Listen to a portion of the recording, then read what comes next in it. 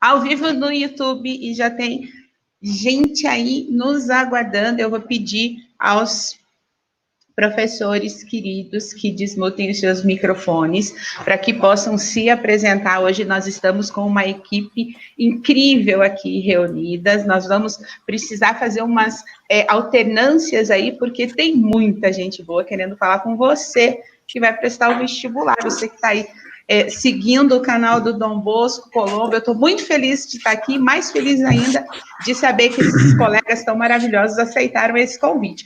Podemos começar pela Vivi? Quer dar um oi, Vivi? Podemos. Boa noite a todos. Fiquei super feliz pelo convite. Sou a professora Vivi, né? Geografia do Brasil, do Colégio Dom Bosco de Colombo. Estou muito feliz de estar aqui com vocês essa noite. Tatarim? Boa noite, professor Tatarim, professor de matemática, da Matemática Linda. Muito feliz de estar aqui com essa equipe maravilhosa do Dom Bosco Colombo e espero contribuir e colaborar um pouquinho aí com essa live que vai ser incrível. Legal, professor. Carol? Oi, gente, boa noite, tudo bem com vocês? Também sou professora de matemática, melhor disciplina de todos. Estamos muito felizes de estar aqui com vocês e vai ser muito bacana essa nossa conversa de hoje. Legal. Professor Joaquim? Boa noite, sou o professor Joaquim, professor de História Geral do Dom Bosco. Um prazer estar participando aí da live. Vamos ver o que o historiador tem para falar do futuro, né? Estamos... Show, hein? E professor Vanderlei? Boa noite, pessoal. Boa noite a todos e a todas. Professor Vanderlei, de Biologia. Bem ansioso para a gente começar essa conversa aqui, né? E que vai ser bem útil para quem vai fazer Enem, vestibulares, e para quem quer saber um pouquinho mais de conhecimento sobre a vida aí também, tá? Um abraço e vamos daqui a pouco conversar bem legal sobre essas coisas. Valeu. Vai sim, tem mais professores aqui, peraí que a gente vai fazer um rodízio agora, olha só. Professor Marcão, seja bem-vindo. Obrigado, boa noite, tudo bem com vocês? Espero que esteja tudo certo por aí. Marco de Biologia, ansioso também para esse momento, que tudo ocorra da melhor maneira possível, vai ser legal, vai ser bacana. Show, hein? E o professor Júlio? Seja bem-vindo, professor. Tá com o microfone mutado, professor Júlio. Beleza? Funcionou? Agora sim, funcionou. Seja bem-vindo. Boa noite, galera, tudo bem? Na expectativa aí de bater esse papo com vocês. Bom, vai ser super legal. Então, agora eu vou explicar para o pessoal que está nos assistindo qual é o propósito dessa nossa conversa, né? Afinal de contas, somos todos professores de uma mesma equipe, cada qual vai aqui tentar defender o seu peixe, mas eu sou obrigada a dizer que a minha disciplina, que é a disciplina de redação, é a melhor, sem sombra de dúvidas, tá? Vou puxar... que é isso, Vivi? Vou puxar a sardinha para o meu lado, mas o propósito dessa conversa, eu estou bem feliz de saber que tem gente nos assistindo, é falar um pouquinho sobre um tema atual, relevante, importante, e puxar esse tema. A gente não vai só conversar sobre ele, mas também vai puxar tudo que essas áreas, você pode estar pensando aí, o que esses professores tão diferentes têm para falar sobre pandemia, o que eles têm para falar, eles têm para falar que pode me ajudar a fazer uma redação. Ó, se você acha que não tem, você está muito enganado, porque se a gente for pensar na proposta de redação padrão Enem, por exemplo, é muito claro no comando que você deve fazer uso dos conhecimentos adquiridos ao longo da sua vida escolar. Então, nada mais adequado que você ouvir o que essa gente bacana que está aqui hoje tem a dizer e de que forma a área com que eles trabalham pode sim colaborar para a gente fazer uma boa proposta de redação. E aí, eu criei para nós uma proposta de redação que depois vai ser compartilhada pelos canais de comunicação do Colégio Dom Bosco Colombo, né? Nós vamos ter essa proposta compartilhada para quem desejar. Os nossos alunos do terceirão, encontram essa proposta padrão Enem no Classroom, né, na nossa sala de aula virtual, e vão poder fazer a proposta para que ela seja corrigida. Então, a proposta estilo Enem, padrão Enem, como é que ela se configura, né? Você tem textos de apoio, e esses textos de apoio são ponto de partida para você buscar nos seus conhecimentos, aqueles adquiridos ao longo de sua formação, informações para poder discutir um problema, porque o Enem vai sim trazer para você uma problemática, algo de relevância social, e apontar, ao final, uma solução. A grande dificuldade das pessoas, quando vão escrever para o Enem, está justamente em relação a apontar essa solução. E aí, é essencial entender que quanto mais você souber, melhor. A nossa proposta, aí já vou preparando aí os nossos queridos professores, porque eles vão ter muito a colaborar aqui com vocês, a nossa proposta tem como temática o seguinte: pós-Covid-19. Como organizar a sociedade para a reconstrução da autonomia econômica, sanitária e social. E aí, você que está prestando atenção, que está nos acompanhando, já começa a entender. Peraí, se eu estou pensando numa reconstrução econômica, acredito que os professores de matemática podem colaborar e muito com a gente em relação ao repertório. Se eu estou pensando numa reconstrução sanitária, professores de biologia podem colaborar e muito com a gente nessa questão sanitária. Estou pensando numa reconstrução social, poxa vida, professora de geografia, trabalha com atualidades, os professores de história, sim, eles têm muito a colaborar para que a gente possa ter aí um bom repertório e escrever sobre isso. Então, para a gente poder começar aí, né, o propósito é uma conversa, nós vamos bater um papo, você fique bem atento aí, fique ligadinho, porque muita informação de qualidade vai circular por aqui. E aí, eu gostaria de saber se alguém, né, dos meus queridos colegas aqui, gostaria de começar, porque se eu estou pensando numa organização da sociedade, acho que é legal entender em que medida questões que envolvem os problemas para a economia, os problemas sanitários, os problemas sociais nos afetam. Talvez a gente entender um pouco do que é uma pandemia. O que vocês acham, os biólogos do grupo? Ajuda? Pode ser. Vanderlei, Então, quer começar? Fique à vontade. Bom, pessoal, boa noite. Vou começar aqui então, né? Então, acho que a Dani falou bem, né? Para a gente começar a discutir sobre isso, é bom a gente entender certinho alguns conceitos. Por exemplo, né? As pessoas às vezes fazem confusão com endemia, pandemia e epidemia, tá? Então, é bom a gente entender que endêmico, é quando tem a doença, essa doença infecciosa que está ocorrendo, ela acontece numa determinada região. Não tem a ver com o número de infectados, e sim que ela é própria de uma determinada região. A gente pode falar sobre a febre amarela, por exemplo, que é uma doença que dá bastante na região da Amazônia. Então, como é na Amazônia, naquela região de lá, é endêmica daquela região. Então, na verdade, essa endemia é quando uma doença ela caracteriza por estar numa região só, tá? Então, na verdade, não tem a ver com o número de infectados. Agora, já uma epidemia é um crescimento muito grande de alguma doença infecciosa, né? E que acaba atingindo diversas regiões, e não só uma região, como é o caso da febre amarela na região amazônica. Então, a epidemia, na verdade, ela consegue agregar ou atingir várias regiões. Dá um surto muito grande de pessoas doentes ao mesmo tempo. Aumenta-se o número daquela doença, de infectados com aquela doença. Legal falar, né, Vanderlei? Desculpe, pandemia, legal falar verdade, que é num tempo curto, né? Num curto, exatamente, Marcão, bem lembrado, num curto espaço de tempo, né? E é bom lembrar também a questão de regiões do Brasil, né? Uhum. Algumas regiões são mais afetadas, outras menos, até pelo fato de número de população, pensar um pouquinho sobre a questão da economia daquela região, né? Isso tudo faz parte aí desse processo.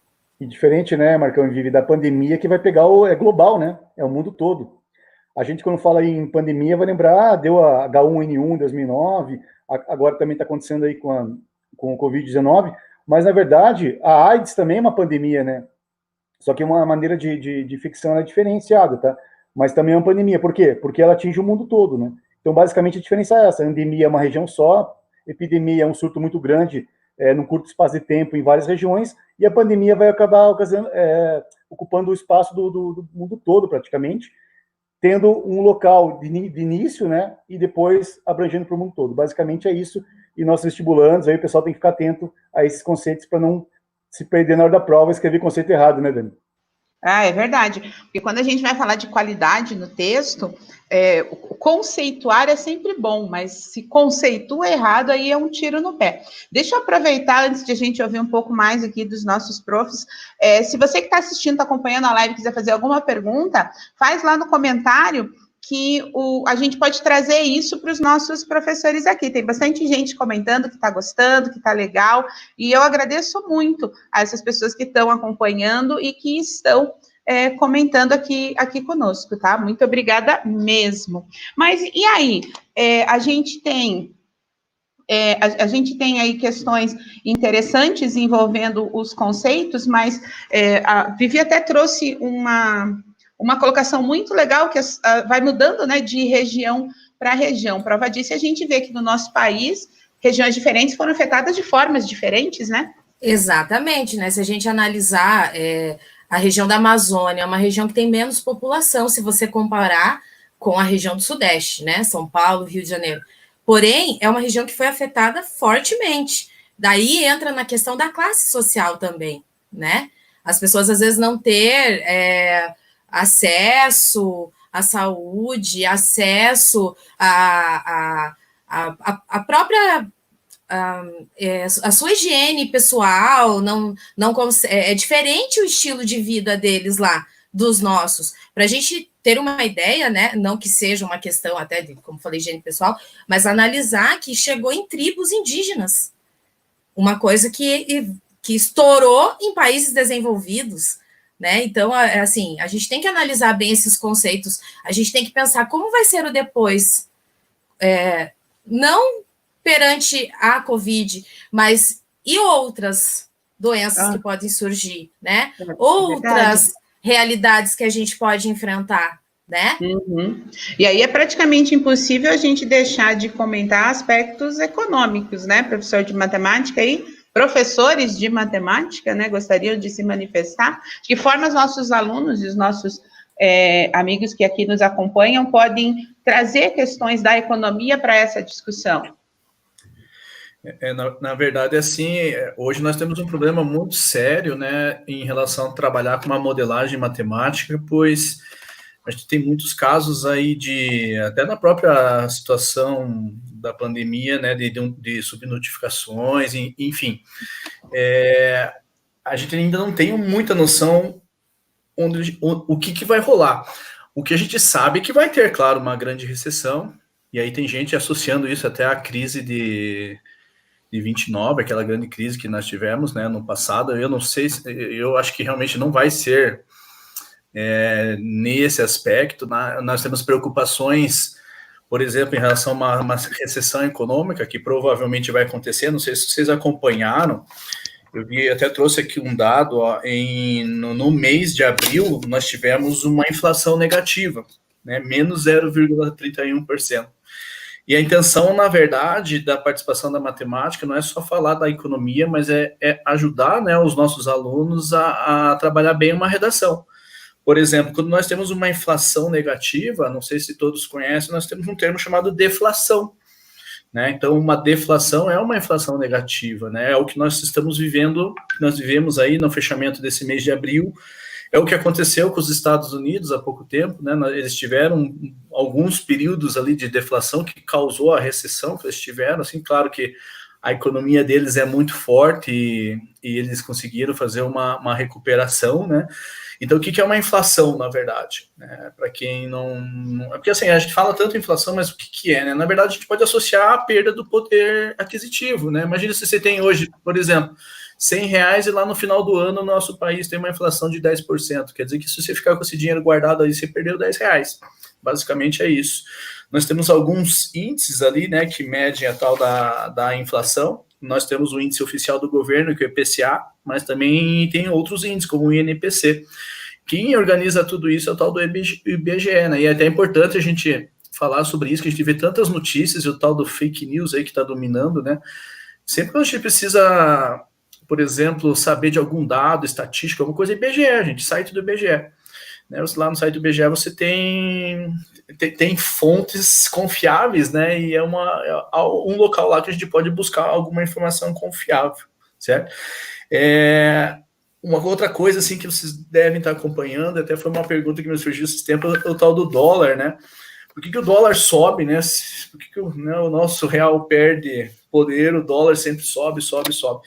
Na verdade, o dólar está associado aos Estados Unidos, né? E os Estados Unidos hoje é a potência econômica mais forte. Acho que os professores de história e de geografia podem me ajudar. No decorrer aí do século XX, né? Os Estados Unidos teve essa ascensão aí devido a participação deles ali no comércio, na globalização, com a tal da globalização e com as guerras, né, onde teve essa ascensão dos Estados Unidos. Então, na verdade, os Estados Unidos têm um poder econômico muito forte, né, não é nem questão do tamanho, nem da população, né. Então, assim, como é a moeda mais confiável, né, é onde os governos, os bancos buscam fazer suas reservas. Então, sempre vai ter esse aumento aí em relação ao valor do dólar, né? E isso impacta também na nossa economia, né? Quando a gente fala assim, por exemplo, será que é bom aumentar o dólar? Será que é ruim diminuir o dólar? E acho que a Vivi pode me ajudar bastante, porque assim, se o dólar está muito alto, o que acontece se o dólar está muito alto, né? Desvaloriza a nossa moeda também, né? Nossa moeda e beneficia as exportações, né? Ou seja, o nosso mercado interno se torna escasso. E se o nosso mercado interno se torna escasso, causa o problema ali de impactar também negativamente na economia, né? Então, assim, a economia é uma ciência muito complicada, né? E eu tenho até dó, hein, né, de quem lida com isso nessas épocas. Pensando no pós, né? Na verdade, assim, pensando no atual e o pós. O que a gente pode esperar disso, né? Você entrou em questão ali de importação e exportação. Eu acho que seria o momento agora de pensar mesmo no Brasil, já que o dólar, por todo esse problema, né, de aumenta, abaixa, sobe demais e tal, utilizar o que nós temos de riqueza dentro do Brasil, né? A gente tem a Zona Franca de Manaus que foi criada para isso, né? Utilizar os produtos nacionais, deixar um pouco o internacional de lado, a exportação de lado, até para ajudar dentro da economia do nosso país, porque vai ser uma crise bem, bem grande. Então, assim, valorizar o que temos, né? E é uma coisa que vai por um tempo ainda, né, Vivi? Não é uma coisa que vai ser resolvida de um tempo para o outro. É uma coisa que, assim, a vida normal, entre aspas, né? Que volte daqui 2, 3 meses, mas vai ter sequelas, né? Vão ter sequelas de tudo que está acontecendo. Então, é o momento de parar e pensar daqui em diante. Né? Economicamente falando, vamos valorizar o que a gente tem aqui dentro. Sim. Olha que bacana, e para a gente passar a bola para os professores de história aqui para atender a pedidos. Ó, nós temos alguns comentários aqui no chat que vão casando com aquilo que vocês estão trazendo de informação, isso é muito legal, né? Então, aqui a gente tem o comentário da Thaís, ó, mais ou menos o que acontecia quando havia a troca da moeda nacional, que era exatamente o que vocês estavam falando, mas para passar a bola para os professores de história, olha só que bacana o que o Lucas nos pergunta. Olá, professores, a nível mundial, os senhores acham que o maior impacto vai ser econômico ou político? Levando em conta que a questão da saúde nem precisa entrar em discussão, pois foi a mais bombardeada. E aí já fica a deixa também, porque o professor Marcão acho que quer falar um pouquinho também sobre grupos de risco, né? Mas vamos deixar os professores de história responderem ao Lucas, por favor. E aí, professores, como é que fica?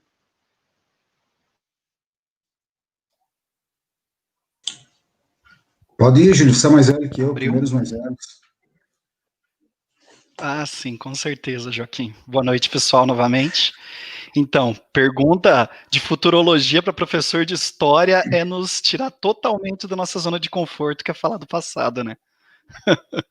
Então, assim, ó, pensar nos possíveis impactos políticos e econômicos num contexto de pandemia é bem difícil.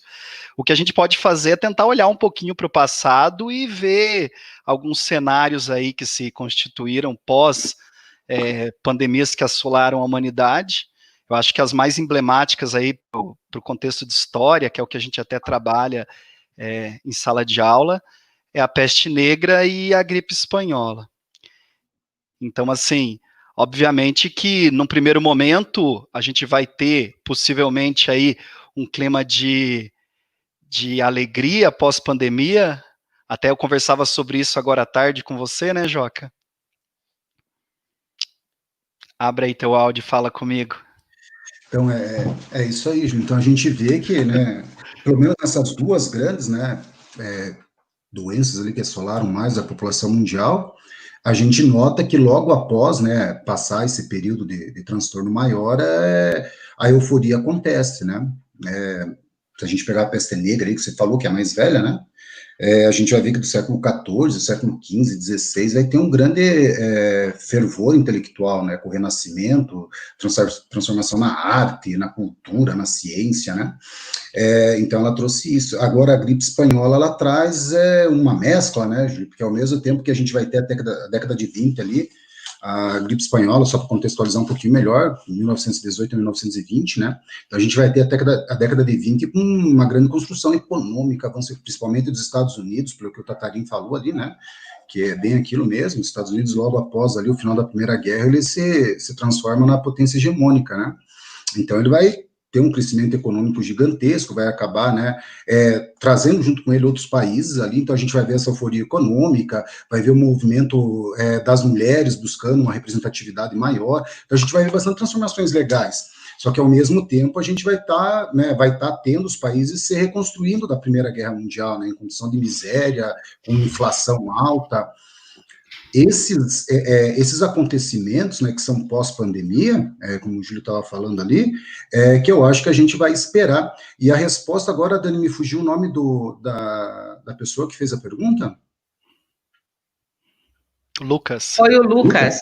Lucas. Então, eu acredito, Lucas, e principalmente nas minhas aulas de história, eu sempre falo isso, né, que uma crise política sempre ela é antecedida por uma crise econômica, né?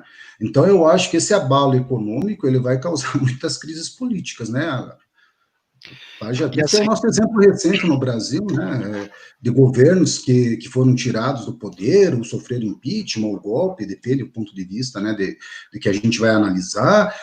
O próprio governo atual, né? Tendo dificuldade de se manter por essa questão econômica, que vai se agravar ainda mais, né? Com a questão da crise que está por vir, então são os panoramas que a gente tem meio que desenhado se analisar pelas epidemias, pelas pandemias que o país já enfrentou, né? E é legal reforçar para quem está assistindo que tudo isso entra como um argumento muito forte quando a gente fala em produção textual, que é a alusão histórica, né?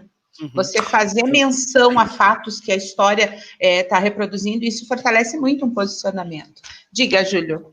Então, olhando até para os comentários, pensando um pouquinho nos comentários que o Joaquim acabou de fazer, possivelmente aí pós-pandemia teremos todos um sentimento de o que eu não quero mais, porque essa iminência aí de perder um ente querido ou de perder a própria vida vai fazer com que todos nós avaliemos alguns comportamentos, alguns posicionamentos e possivelmente teremos mudanças aí nas relações sociais e, obviamente, isso vai acabar se refletindo no meio político. Legal. Agora, se iremos para extremismos, aí é uma outra discussão, né? E aproveitando o que o Júlio falou, né, talvez respondendo isso, acho que era Lucas, se eu não me engano, Lucas. né? Que tava ali.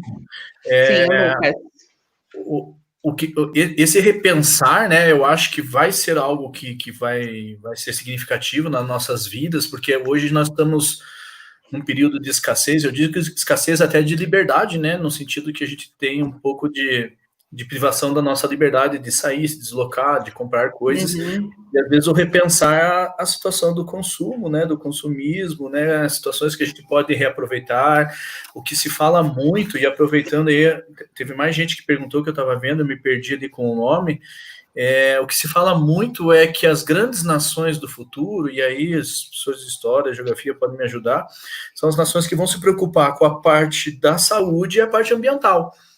Né? Então vai se falar cada vez mais da parte de sustentabilidade, vai se falar cada vez mais da parte de saúde, porque se hoje alguma grande nação aí estivesse pronta para essa situação, ou com uma estrutura melhor, né, para essa situação, o enfrentamento seria melhor, né? Quando a gente fala assim, de fazer o isolamento, a tal da curva que tanto fala, né? Não é para evitar talvez o contágio, né? As pessoas de biologia podem me confirmar se eu estiver falando errado, podem me corrigir. O contágio vai acontecer, né? Porque é um vírus, né? O problema é acontecer ao mesmo tempo. né? E se quando acontece tudo ao mesmo tempo, há um colapso no sistema público de saúde e ocorre mais mortes, né? Então, a ideia é a gente ter esse tempo para a gente se preparar para algo, talvez, no futuro.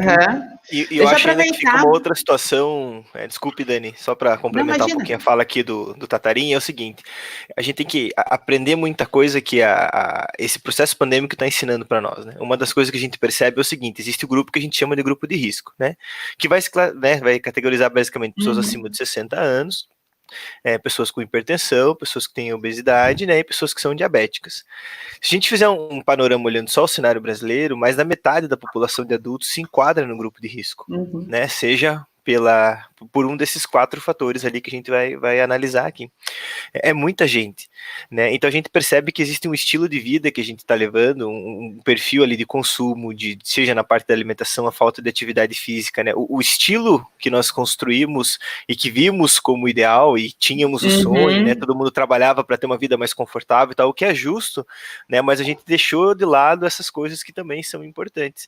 Então, quando a gente fala de contágio, né? O Covid-19 ele ensina pra gente uma coisa muito importante, que é ele passa muito fácil, né? Acho que das doenças que a gente tem, assim, umas doenças que mais se alastram em pouquíssimo tempo e de formas assim mais pequenas, né? Então, se você tocou numa mesa e está contaminada, a próxima pessoa que pegar ali naquela mesa, se levar a mão ao rosto, pode ser contaminada também. E existe uma margem ali de horas onde aquela superfície está contaminada, por isso que as escolas fecharam, por isso que a gente está tentando fechar o comércio, por isso que tudo isso está sendo relacionado. É uma doença que se alastra demais. Dentre a margem, respondendo um pouquinho aqui a ideia do jabuti ali. Isso! O que a gente consegue perceber, assim, né? Quando a gente fala de peste negra, fala de gripe espanhola, a gente consegue perceber que tinha um tipo de medicina onde a questão de mortalidade era muito elevada, né? Hoje nós temos um novo tipo de medicina e essa margem, ela é muito menor ali quando a gente compara no coronavírus. Porém, como esse contágio ele é muito grande, e é bem nisso que o Tatarim comentou, né? A gente vai ter aí 60%, 70% talvez da população que pegue a doença, e a partir do momento que essas pessoas pegarem, a gente fala que ele arrefece, né? Ele diminui o nível. Então a gente vai ter um nível de contágio menor, porque as pessoas já foram adquirindo a sua imunidade, a princípio, né? A Covid-19 ainda está sendo estudada, a gente tem muita coisa para saber em relação ao que vai acontecer com ele ainda, se ele vai mutar, se ele vai vir de outra forma, ou se ele vai ficar dessa maneira mesmo. Então a gente tem assim o problema de ter muita gente que fica se contaminando e perder, né, dentro desse processo sobrecarregando o sistema de saúde, e daí na sobrecarga do sistema de saúde a gente vai ter a questão de pessoas morrendo, às vezes não do Covid-19, mas morrendo das outras coisas, porque não vai ter espaço nos hospitais para isso acontecer. Então tem fatores aqui que a gente tem que prestar atenção, que é o estilo de vida, que vai incluir, né, as pessoas em estar ou não no grupo de risco, né, tem que pensar um pouquinho no estilo de medicina que a gente tem agora, né, na tecnologia, como isso ajudou e como isso chegou para todos nós. Isso está contribuindo para isso que a gente está vivendo hoje, né? E é assim no sentido de que a medicina ela vai possibilitar, né, alternativas daquilo que a gente há 50 anos atrás não visualizaria, né? Acho importante falar um pouquinho sobre isso, assim. E quando a gente fala de processo histórico, isso tudo vai sendo refletido, né? Ó, a gente tem uma pergunta aqui da Rafaela. Vou colocar aqui que eu achei interessante. Vamos ver, como valorizar o produto nacional com uma política econômica modulada pelo Paulo Guedes, claramente inspirada nos Chicago Boys. Vou puxar o professor Joaquim para cá de novo. Deixa eu só comentar uma coisinha enquanto Por favor. Puxa o professor Joaquim.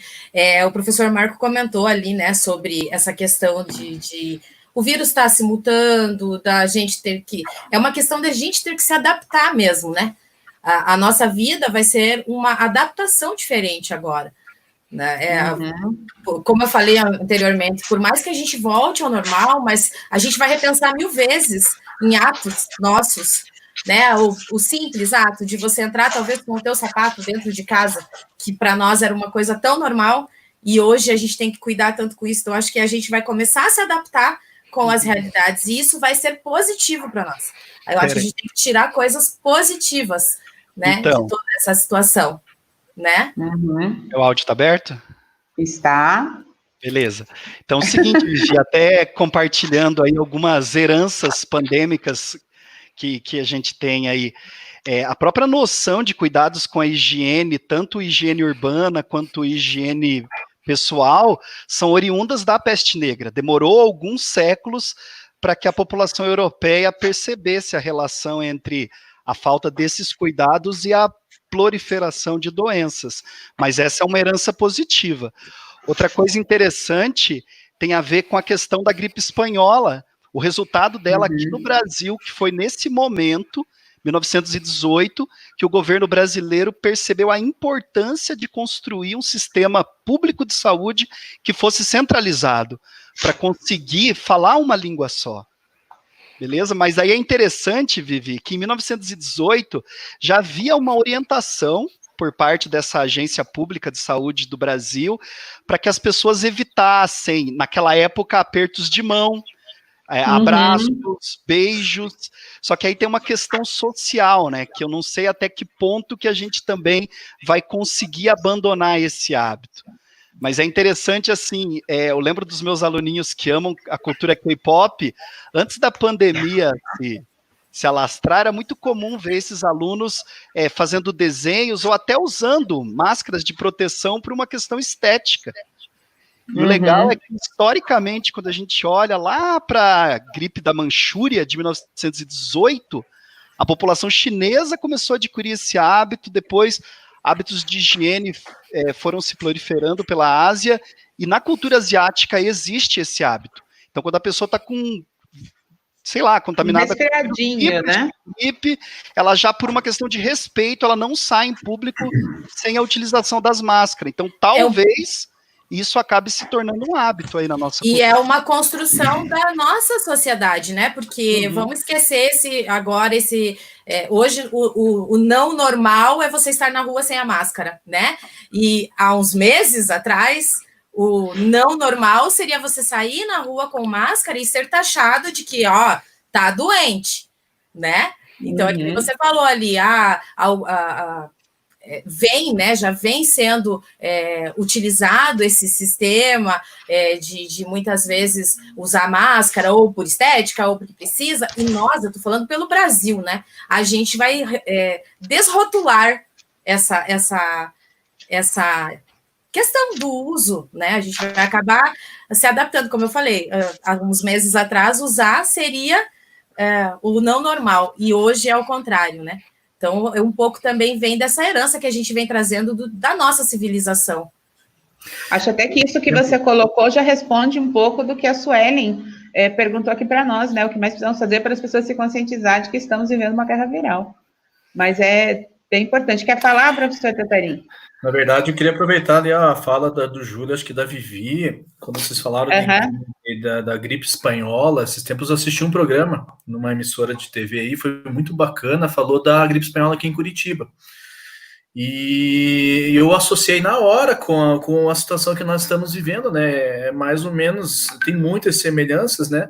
E justamente o que me impactou mais foi o comércio na época querendo desmistificar todo o problema, a problematização, querendo que a população fosse para as ruas, que é mais ou menos o que a gente está vivendo hoje, o grande problema que nós estamos vivendo hoje, né? Em relação ao nosso produto nacional que estava colocado, eu quero só responder alguns alunos que mandaram mensagem. Eu estou realmente muito preocupado com a coxinha. Né? Um grande produto nacional. Comemos a coxinha do Tatarim. Né? Já vi mensagem ali, então respondendo sim, estou preocupado.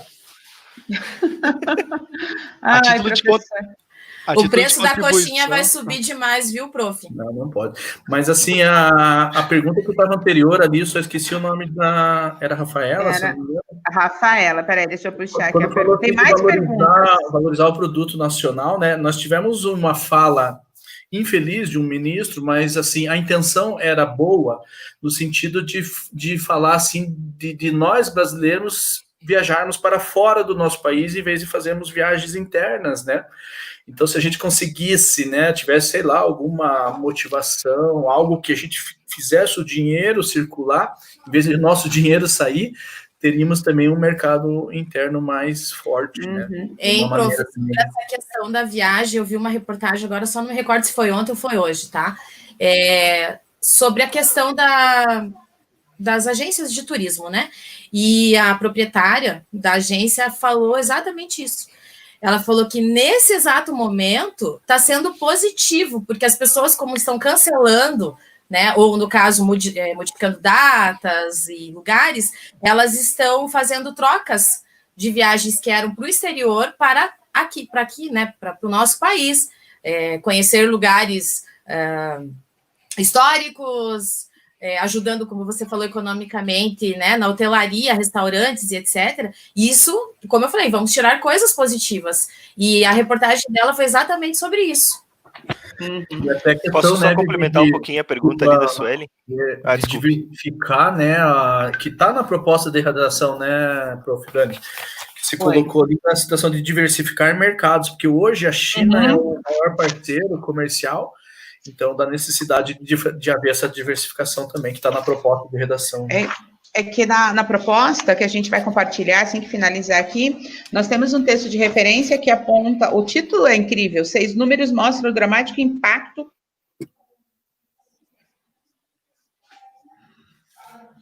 na economia. Já responde a muito, parecem ali, né? O PIB brasileiro pode cair de 7,7% em 2020, o dólar caminha para além dos R$6, os pedidos de seguro-desemprego aumentaram 39%, a produção industrial encolheu 9,1% em março, o risco país foi de 95 para mais de 400 pontos e o custo global da pandemia pode chegar a 8,8 trilhões de dólares. A gente tem uma porção de perguntas aqui, gente, olha só essa aqui que bacana, né? Oi, professores, em relação a novos métodos de ensino e até de trabalho, tem possibilidade de haver uma grande mudança de como as gerações futuras estudarão totalmente diferente da nossa ou não? Eu acho que não será totalmente diferente, eu acho que ela será um processo onde a gente sempre teve as tecnologias entrando, né? Teve um processo onde o papel, quando ele entrou na sala de aula, ele foi uma transformação gigantesca, né? Quando a criança podia pegar essa informação, escrever e levar para casa. Depois a gente teve a entrada dos livros e agora a gente está tendo a revolução da internet e, claro, a gente está vivendo isso de uma maneira mais intensa do que nós esperávamos, né? Acho que não só para a educação, mas para todas as áreas, aquilo que nós pudermos fazer em questão de home office, né, trabalhar em casa, viver em casa, estar em casa, isso vai ajudar a perceber e até na questão de custo. Muito, né? Tenho colegas, por exemplo, que trabalham na área de contabilidade, na área de engenharia, que eles estão entregando a mesma coisa em casa do que eles entregariam na mesa do escritório do trabalho. Então esses vínculos eles serão revistos. Agora, legal. Uma questão que é muito importante a gente pensar em relação a essa parte da educação e pensar como isso vai acontecer dentro do processo de aprendizagem, né, existem dois movimentos claros, que é o do professor que quer passar o conhecimento e do aluno que quer absorver esse conhecimento, né? O que a gente percebeu que foi gritante para todos e o Brasil estava engatinhando aí com faculdades na ideia do EAD e tal, e a gente, né, agora está vivendo isso em relação ao ensino fundamental e médio, nós temos que desenvolver uma autonomia dos alunos, né? Todo mundo precisa ter uma autonomia de estudo, e isso seja para estudar coisas que são obrigatórias, que nem a questão da escola mesmo, ali que você tem um cronograma para cumprir, ou seja, estudar uma coisa que te dá prazer, né? Eu gosto de carro, quero ler sobre o assunto, eu gosto de viagem, eu gosto de tricô, eu não sei, mas aquilo que você gosta, aquilo que te interessa, né? Para que você consiga estudar aquilo, você tem que treinar uma autonomia. E a ferramenta, ela vem, né, a tecnologia vem para ajudar esse processo, né? O que agora está vindo de maneira intensa, mas é bem dessa forma que vai acontecer com todo mundo, sim. Teremos mudanças, mas eu não vejo mudanças assim no formato, porque o aluno sempre vai existir, o professor sempre vai existir, né? São personagens que não vão ter como a gente substituir nessa equação, mas a gente vai mudar, sim, o contato e a maneira disso acontecer. Deixa eu voltar aqui a uma pergunta que não finalizamos a resposta, professor Joaquim. Responde para a Rafaela a questão da política econômica ali dos Chicago Boys, enfim. Olha, eu vou parafrasear o Tatarinha ali. A ciência econômica é algo muito complicado de se explicar, né? Não é à toa que é uma ciência e as pessoas, assim como Paulo Guedes, existem outras correntes, né? Eles passam anos estudando isso aí para desenvolver os seus modelos econômicos ali, que eles acham que são mais aceitáveis, digamos assim. Eu, como bom historiador, vou recorrer ao passado.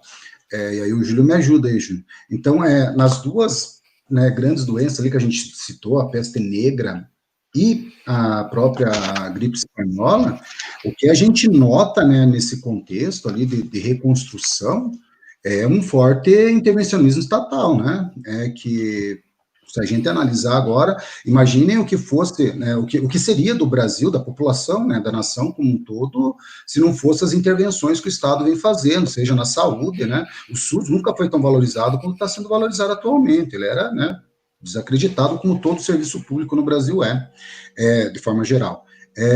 Então, eu acho que o caminho para essa recuperação econômica inevitavelmente vai passar pelo Estado. O capitalismo, para ser salvado da sua pior crise econômica, que foi a crise de 29, a gente viu uma forte intervenção do Estado, com o New Deal lá, né, com a reconstrução, com a abertura de uma série de empresas estatais, com empréstimos, né, do Estado para grandes empresários não fecharem, não decretarem falência e aumentar ainda assim mais a crise, com o número de desempregados cada vez maior. Então, eu vejo isso muito presente no momento atual, inclusive, né, com as ajudas que o governo vem fazendo. Então, eu não vejo outra saída, e aqui sem cunho econômico nenhum, não entendo muito de economia, mas analisando pelo que a gente teve no passado, nos acontecimentos, né, que ocorreram na humanidade, aonde que, né, houve, né, um panorama mundial de crise. Então, em todos os momentos foi o Estado que acabou intervindo em favor do sistema capitalista, né, sem criticar, né, sem críticas absolutamente sobre o liberalismo. Queria eu ter sido Adam Smith, né, que estariam falando de mim até hoje, né, então o liberalismo é uma corrente que tem o seu valor, que claro que tem as suas características positivas, mas só para concluir, eu acredito que o Estado ele tem uma presença muito forte, né, principalmente para mediar esses conflitos de classe que existem, né, então eu acho que o mundo deveria caminhar para uma política econômica mais nesse sentido, onde o Estado estivesse mediando, né, esses interesses financeiros maiores, né, sem isso não vai ter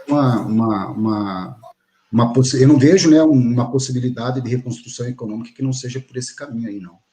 Ótimo, já pegando carona na pergunta, já tinha outra aqui do Tomás em relação à reabertura, né? Vocês acham que os governos do mundo todo estão querendo abrir as portas porque eles realmente acham que a doença está sendo extinta ou porque eles estão perdendo dinheiro? Já vai na mesma linha aí, né? Temos... Só para eu perguntar ali para os professores de história, não seria talvez uma questão de fazer um novo plano, exemplo, né, plano Marshall, né, fazer um investimento em áreas determinadas? Provavelmente, eu penso que essa intervenção estatal aí, ela vai passar até por uma política de protecionismo e de nacionalismo. O que me dá medo e me preocupa é que se nesse projeto de reconstrução e de proteção do comércio nacional não possam acender novamente mentalidades aí de cunho autoritário, sabe? Mas eu não vejo outra saída política e econômica para a reconstrução econômica do país, de qualquer país do planeta aí, pós-pandemia, se não for passando por uma intervenção estatal.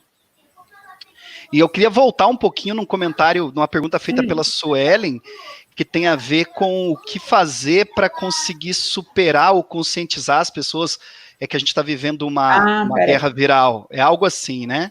Eu vou achar aqui. Tá, enquanto você vai procurando, eu vou falando.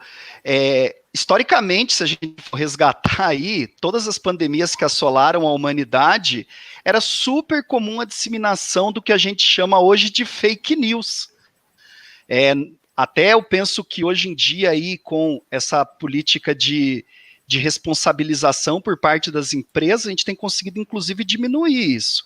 Se a gente fizer uma pesquisinha rápida aí na internet, a gente vai ver várias empresas que tentaram surfar na gripe espanhola de 1918 no Brasil, promovendo propagandas de que cerveja curava a pandemia, tomar água de quinino curava a gripe espanhola, até bolacha.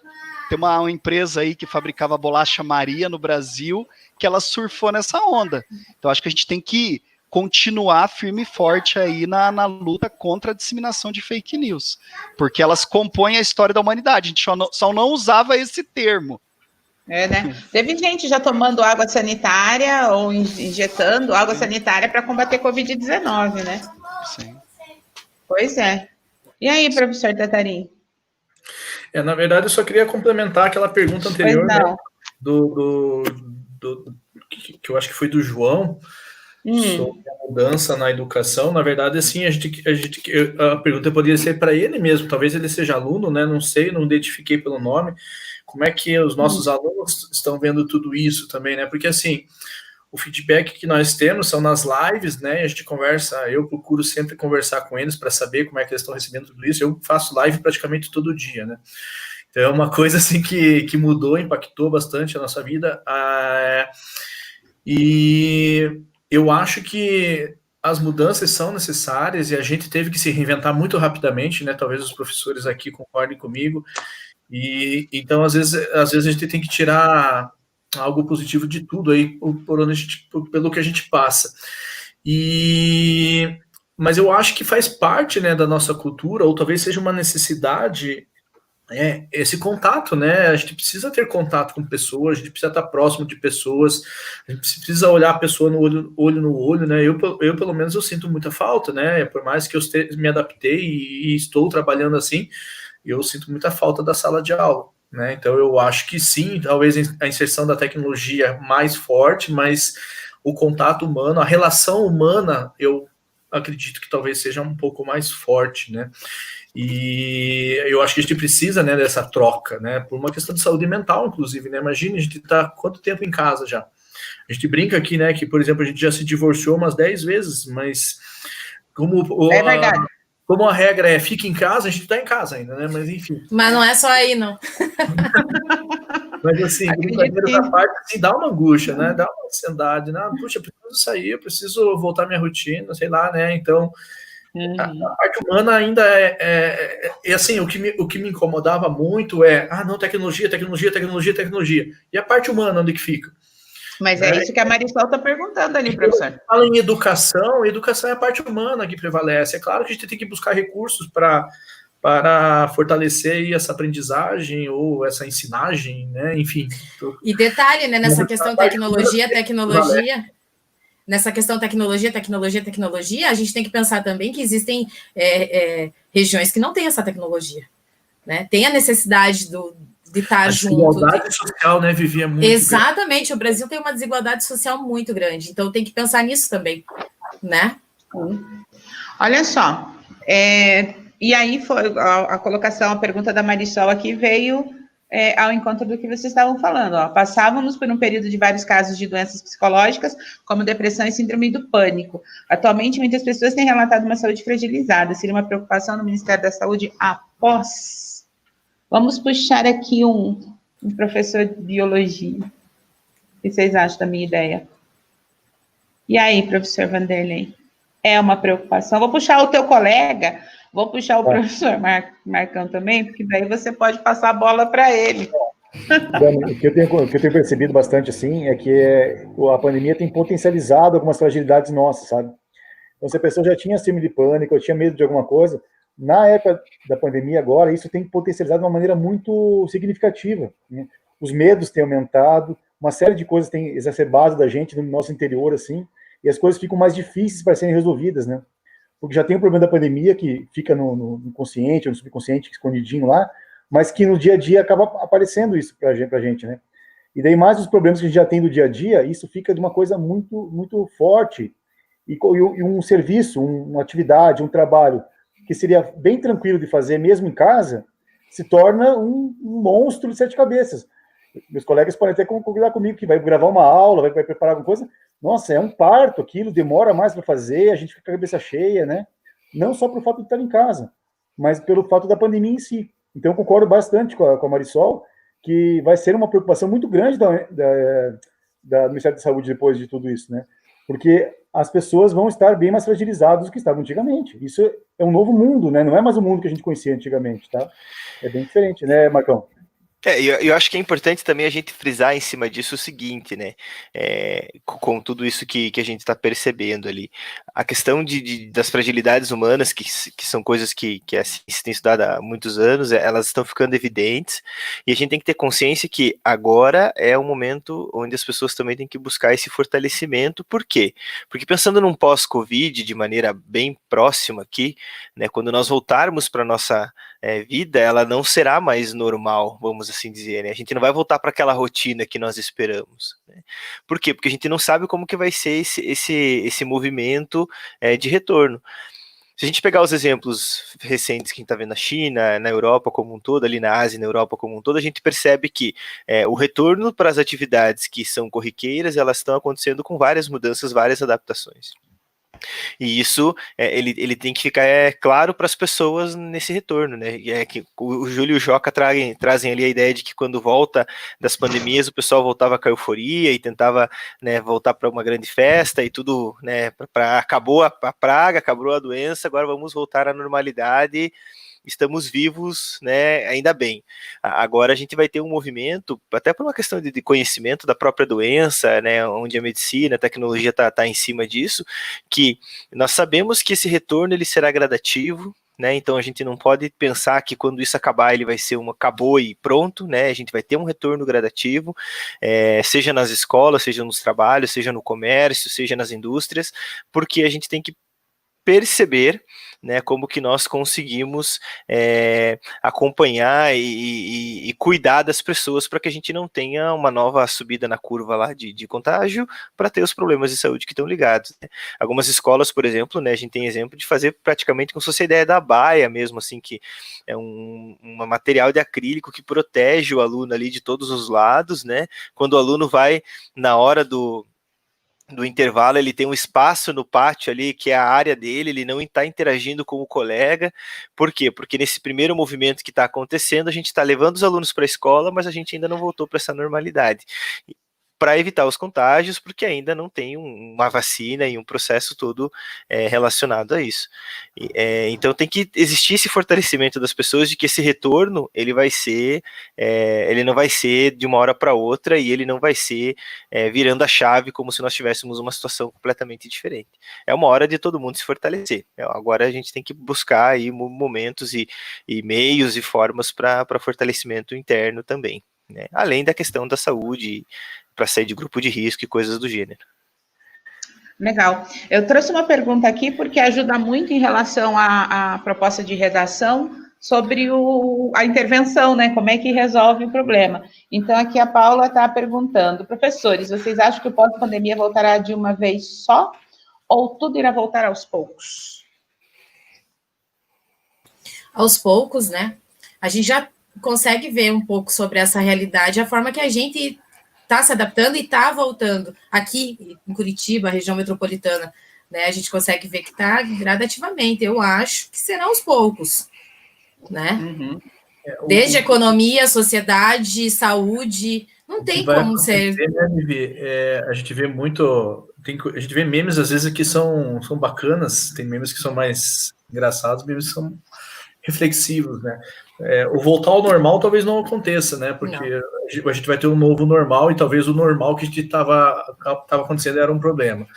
E aí eu vi, né? Talvez aí para deixar uma mensagem de reflexão e de otimismo em relação a gente já passou por tantas coisas, né? E uma situação que eu vi num meme que eu achei muito engraçado e muito real imagina a pessoa que nasceu em 1900, né, professor de História e Geografia, me ajude, né? Teve a Primeira Guerra Mundial, teve a Grande Crise de 29, teve a gripe espanhola, teve a Segunda Guerra Mundial, a pessoa viveu tudo isso, né? Então a gente vai conseguir, né, se adaptar e vai conseguir superar. E a gente vai... O ser humano é adaptável, né? Vamos conseguir. Ele consegue. A gente que às vezes é só um pouco preguiçoso, mas a gente consegue. Não, quando precisa, né? Quando precisa. Eu penso que a capacidade que a gente tem hoje de obter informação, que há sempre a esperança que se transforme em conhecimento, elas nos permite, assim, agir de uma forma diferente, né? Eu não sei, professora Daniela, se seria o momento, mas eu vi que você colocou também numa proposta que você vai dar redação sobre algumas situações ali. Você mencionou a Vivi, talvez possa me ajudar, o PIB, né? O PIB. Eu ia chamar a professora Carol. Eu quero a ajuda da Carol e a Vivi pode ajudar a Carol. E a Vivi também? Peraí, vamos chamar a Vivi. Assim, eu só queria finalizar aquele comecinho que eu falei, quando eu falei de inflação, né, então, é o que a gente está, o termo mais que a gente está mais acostumado, quando tem uma inflação negativa, ou seja, o inverso da inflação é a deflação. E nós também temos um termo que pode enriquecer, e quando eu falo assim, enriquecer é no sentido de fazer uma redação, né, Dani? E um dos propósitos nossos da live é ajudar os nossos alunos aí a fazer uma boa redação. E existe um termo também chamado desinflação. Né? A desinflação, na verdade, e eu peguei um dado aqui, por exemplo, em 2006 nós fechamos com uma inflação de 6,29%. Em 2007, 2,95%. Quando acontece essa diminuição da inflação de um ano para o outro, nós temos esse termo chamado desinflação. Então, são termos assim que a gente pode utilizar numa redação. E uma das maneiras que a gente tem de trabalhar ou analisar esse crescimento econômico é o tal do PIB. Né, e que eu acho que a Carol pode me ajudar aí a falar, e a Vivi. Acho que travou o professor. É que ele fala demais já, né? Vamos lá. É que, assim, de uma maneira geral, quando a gente fala ali, assim, em relação aos analistas falam sobre o crescimento econômico, eles falam da variação percentual do PIB, né? E o PIB, que é o Produto Interno Bruto, nada mais é que a soma de todos os bens e serviços produzidos. E eu acho que vale também falar ali um pouquinho também da questão que no Brasil, pelo menos ali pelos últimos dados do IBGE, eram quase 12 milhões de trabalhadores informais. Então vai mudar muito essa questão, porque se eu não consigo trabalhar, eu não vou produzir. Mas e o nosso PIB... eu não vou consumir também. Exatamente, o nosso PIB caiu muito, né, com essa questão do corona.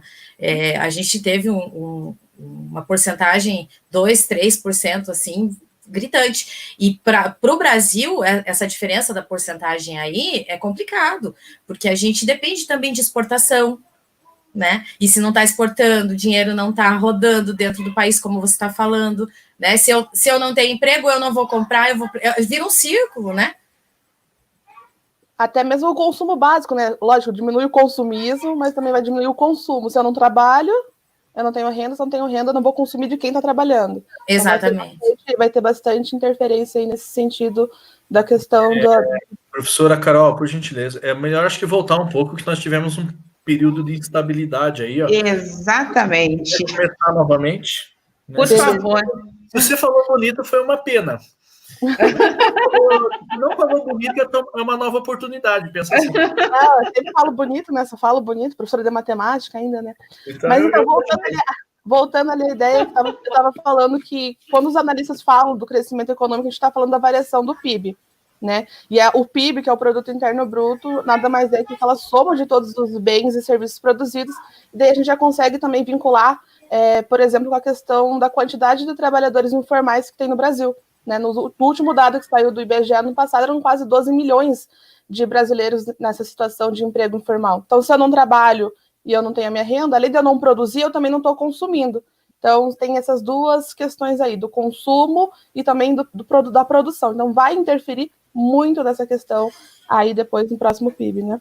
Isso, como eu tinha comentado, né? O PIB do Brasil caiu bastante aí por causa do Covid, né? E isso prejudica muito. A gente já não tem um PIB muito elevado e as nossas exportações caíram, então automaticamente vai ter que fazer um projeto, né? Para que dê uma alavancada aí nessa questão do PIB, né? Que é como você disse, a soma das riquezas. A gente tem que aumentar de uma forma ou de outra. Mas daí podem perguntar assim, mas qual é a sua opinião para que isso aconteça? A gente não tem uma fórmula, né? Nem nós, nem os políticos, nem os grandes empresários dentro do Brasil, nem os pequenos comerciantes, mas a gente vai ter que buscar uma solução, a gente vai precisar. Segundo o texto aqui da proposta, sistemas de saúde precários, é muito curtinho, sistemas de saúde precários, pouca margem para estímulos fiscais e alto grau de informalidade tornam a América Latina particularmente vulnerável aos efeitos econômicos devastadores da pandemia de coronavírus. Quem diz isso é o Bank of America, num relatório publicado nesta semana. O banco prevê que o PIB brasileiro deve cair 7,7% neste ano como consequência da pandemia. Se esse número se confirmar, será a pior recessão da história do Brasil. Dani? E esse texto é recente. Acho que travou o microfone da Dani. Acho que travou, sim.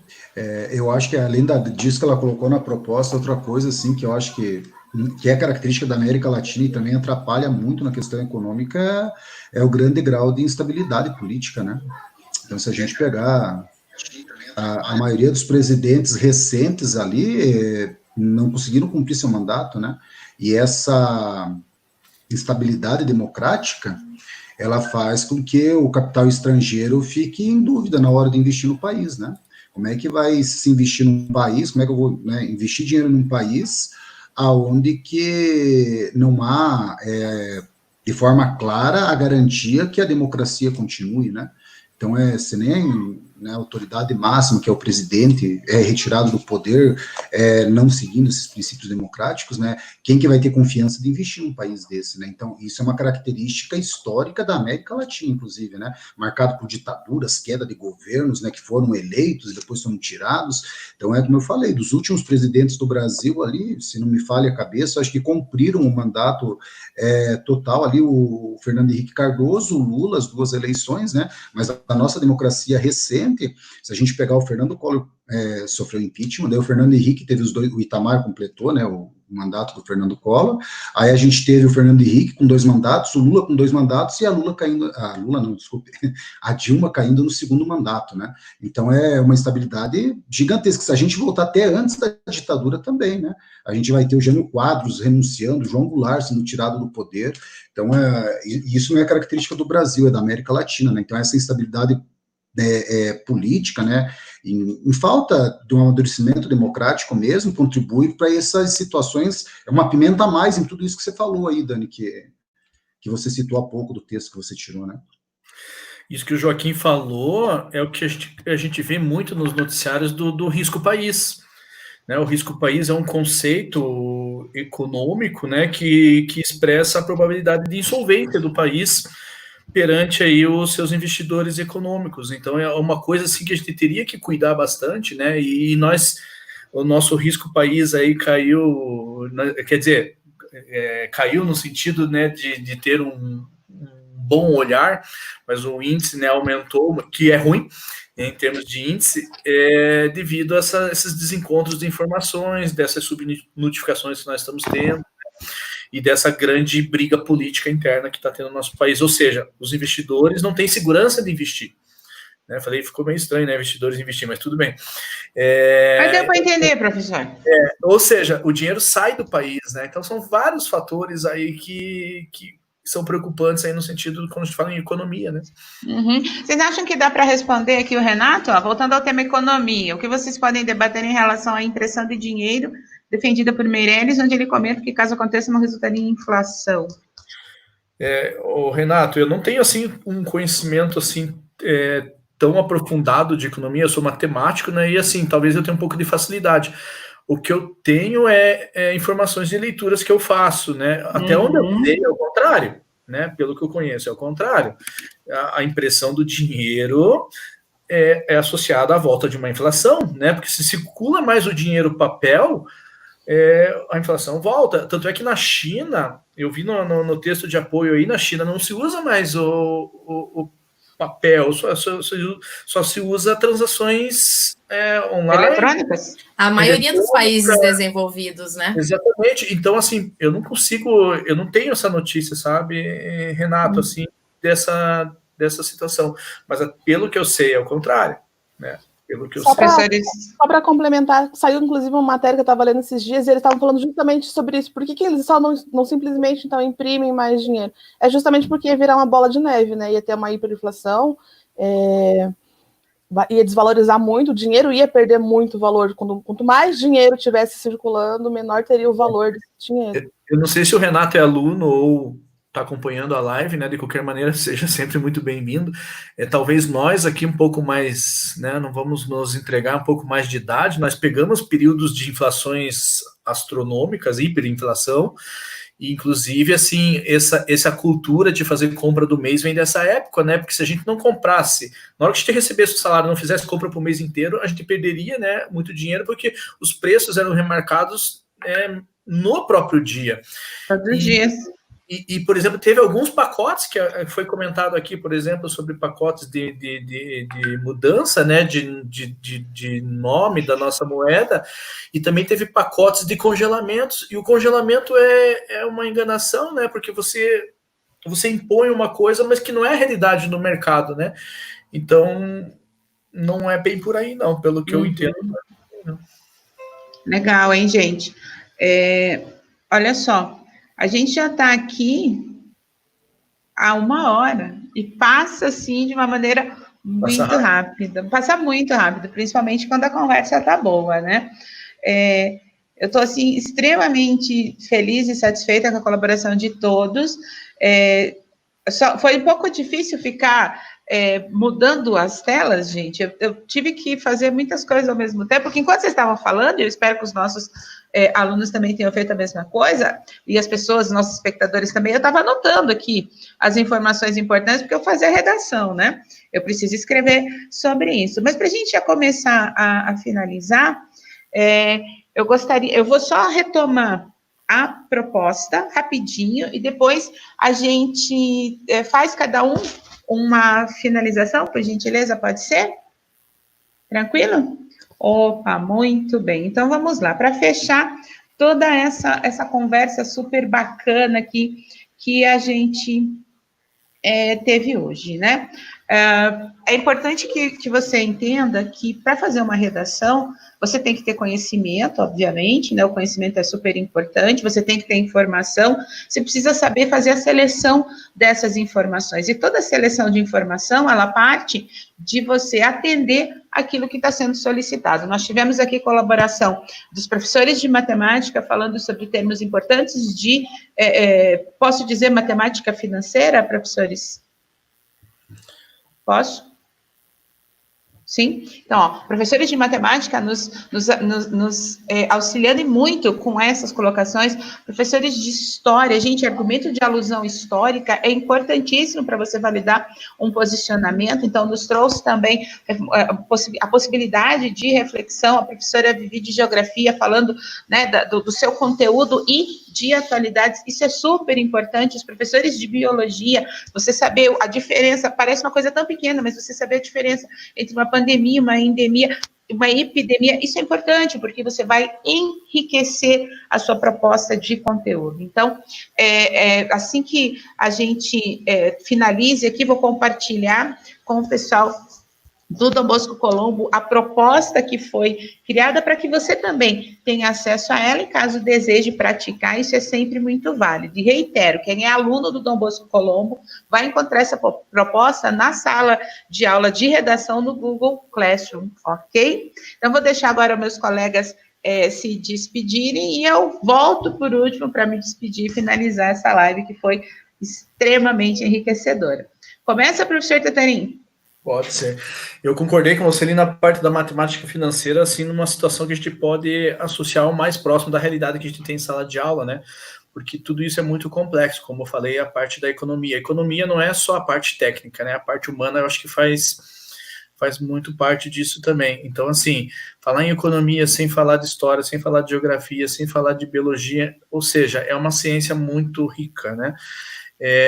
Tanto é que a economia fazia parte da matemática e se tornou independente, né, devido à sua complexidade. Para mim foi uma grande honra, foi um grande prazer, né, compartilhar um pouquinho do meu conhecimento e aprender com esses professores dessa nossa grande equipe aqui, né, do Dom Bosco Colombo. Eu tenho um orgulho muito grande de vestir essa camisa, tenho um orgulho muito grande desses nossos alunos ali e muita saudade deles. E para quem não é nosso aluno que estava aí, que bacana, show de bola. Obrigado mesmo. E uma boa noite para todos aí. Espero ter colaborado um pouquinho. Fiquei, como eu falei no início, né, muito agradecida pelo convite. Espero que todos tenham aproveitado bastante. Fiquei feliz mesmo.